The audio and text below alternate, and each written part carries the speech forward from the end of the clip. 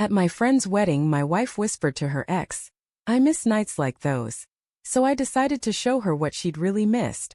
I knew something was wrong the moment I saw the way she looked at him.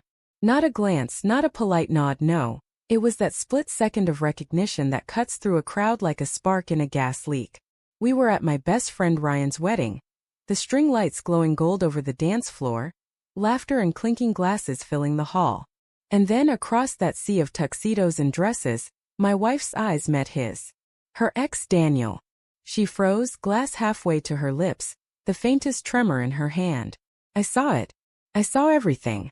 You don't spend 7 years with someone without learning every nuance of their body language. The way she bit her lower lip, the slight tilt of her head, the forced smile, she was remembering. I tried to ignore it. Tried to push the creeping dread back down my throat with champagne. Ryan was introducing me to people, telling stories, and I laughed in all the right places. But my eyes kept drifting back to her. To them. The two of them standing near the bar, pretending it was all casual, that he hadn't once been the man she thought she'd spend forever with. It wasn't until later, when the music slowed and the crowd thinned out, that it happened. The moment that shattered everything. I was coming back from the restroom, walking past the side corridor near the patio doors, when I heard her voice, low, familiar, soft. And then his. I don't know why I stopped. Maybe I did know. Maybe part of me already wanted to catch her in something, to confirm what my gut had been screaming all night. "I miss nights like those," she whispered. His laugh came out rough, nostalgic. "Yeah. You always did love trouble." I didn't hear the rest. I didn't need to. The world tilted for a second, and I stood there staring at the floor tiles, my chest tight and hollow all at once. It wasn't even what she said, it was how she said it. That wistful tone that used to be reserved for me. When she found me again on the dance floor, I pretended nothing was wrong. I smiled, handed her another drink, and asked if she was having fun. She said yes too quickly.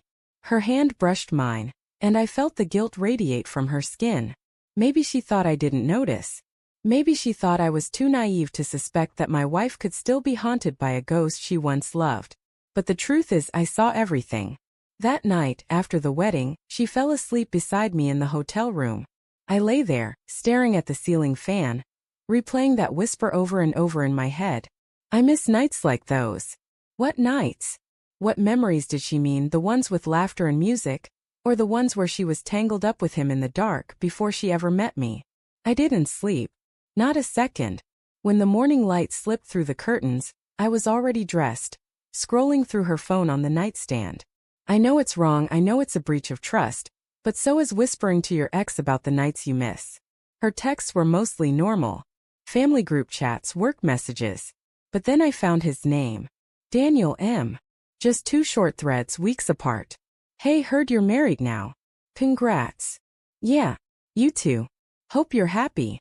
And then a newer one, sent 2 days before the wedding. "Can't believe you'll be at Ryan's. Feels like forever." No reply from her. Just seen. That scene burned in my mind all day. She hadn't replied, but she'd read it.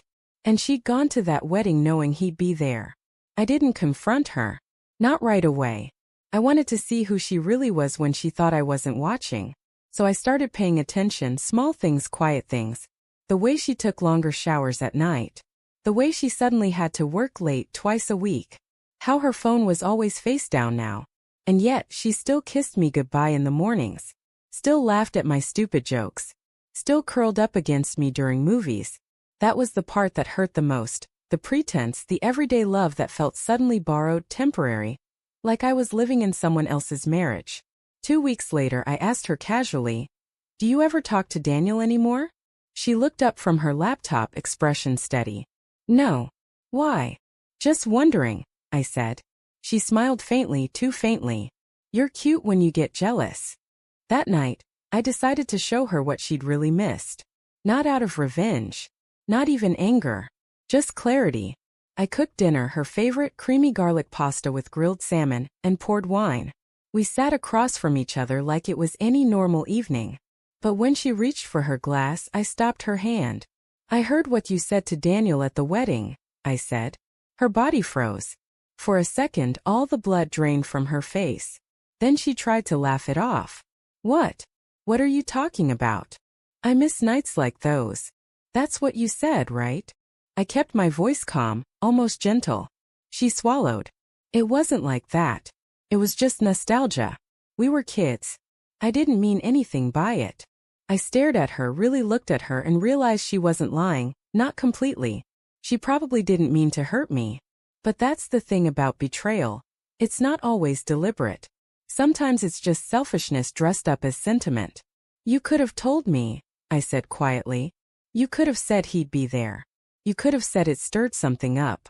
I would have understood. Tears welled in her eyes. I didn't want to ruin the night. I didn't think it mattered. But it did, I said. It mattered to me. She reached across the table, but I didn't move. I just looked at her, really looked. And for the first time in years I saw her not as my wife but as a stranger I'd built a home around. That night I didn't yell. I didn't pack a bag. I just sat beside her on the couch and asked, "Are you happy?" She hesitated too long. "I don't know," she whispered. That silence between us stretched like a crack across glass. And in that crack everything we'd built started to fall apart. Not loudly but slowly, quietly, like dust settling in an abandoned house. Over the next few weeks we tried. Date nights, honest talks, apologies whispered in the dark. But something fundamental had shifted. Every time she smiled at me, I wondered if she was remembering him. Every time I kissed her, I wondered if I was just filling in for the man she once loved more. In the end, I didn't leave in anger. I left because staying felt like living in someone else's memory. The day I moved out, she stood by the door, eyes red, hands trembling. "You're really going?" she asked. I nodded. "You said you missed nights like those," I said softly. "I just realized I missed the man I was before I started wondering who you wished I was." She cried. I didn't. I'd already done my crying in silence weeks ago. Now some nights I still think about her, about us, about that wedding and the words that changed everything. I don't hate her. How could I? She was human. Flawed, lonely. Searching for something she thought she'd lost. Maybe we both were. But I've learned something in all this. Love doesn't end in an explosion, it fades in whispers. The kind you think no one hears. And when I think back to that night, the laughter, the lights, the music, I realize something simple, painful, and true. The thing she missed wasn't him. It was the way she used to feel about herself when someone loved her like I did.